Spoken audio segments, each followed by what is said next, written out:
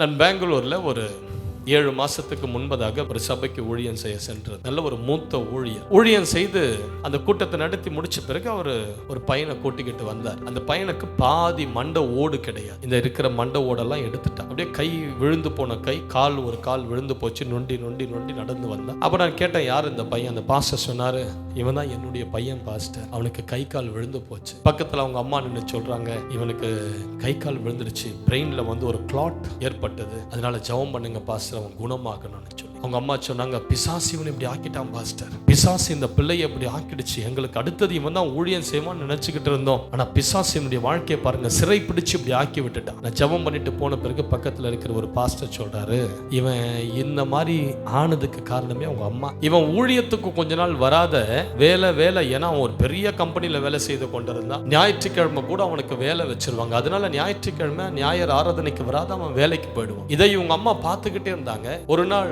என்ன சொல்லி ஜெபிக்க ஆரம்பிச்சுட்டாங்கன்னா, ஆண்டவரே என் பையனுக்கு ஏதாவது வியாதியை கொடுத்து அவனை சபைக்கு கொண்டு வாங்க, அவன் உங்களை விட்டு தூரம் போனான், அவனை அடிச்சு அவனை கொண்டு வாங்க, சபையே கெதின்னு அவனுக்கு கொண்டு வந்து கிடத்துங்கன்னு சொல்லி இந்த அம்மா உபவாசித்து அந்த பையனுக்காக சில நாட்கள் இப்படி ஜெபிக்க ஒரு நாள் அவன் ஆபீஸ்ல உட்கார்ந்து வேலை செய்து கொண்டிருக்கும் போது திடீரென்று அவனுக்கு ஒரு பிரெயின்ல ஸ்ட்ரோக், மூளைக்கு போற ஒரு ரத்த குழாயில ஒரு அடைப்பு ஏற்பட்டு அந்த கம்ப்யூட்டர்ல அப்படியே பொத்துன்னு விழுந்து அங்கிருந்து உடனே ஹாஸ்பிட்டலுக்கு கொண்டு போனா டாக்டர் சொல்லிட்டாங்க, அவனுடைய ரத்த குழாயில் பிரெயினுக்கு போகிற ஒரு முக்கியமான நரம்புல ஒரு ரத்த கிளாட் இருக்கு, கட்டி இருக்கு, இமீடியட்டா ஆபரேஷன் பண்ணணும்னு அவனுடைய மண்டை ஓட்டை எடுத்து அவனுக்கு ஆபரேஷன் செய்யும் போது அவனுடைய ஒரு கை கால் செயலிழந்து போன. நல்லா கேளுங்க, இப்ப இந்த அம்மா ஜெபத்தை கர்த்தர் கேட்டாரா? இந்த அம்மா ஜெபத்தை ஆண்டவர் கிட்ட அந்த ஆண்டவர் அவனை அடிச்சிட்டாரா? இல்ல, ஆண்டவர் அதை ஒருபோதும் செய்ய மாட்டார். நீங்க யாருக்காவது நெகட்டிவா ஜெபிக்கிறீங்க, ஆண்டவரே என் கணவர் அப்படி குடிக்காரனா இருக்கிறார், அவர் பல்லெல்லாம் ஒட்டச்சு, அவர் தலையெல்லாம் ஒட்டச்சு ஒரு ஷேப்பு கொண்டு வாங்க அப்படின்னு ஆண்டவர் அதை கேட்க மாட்டார்.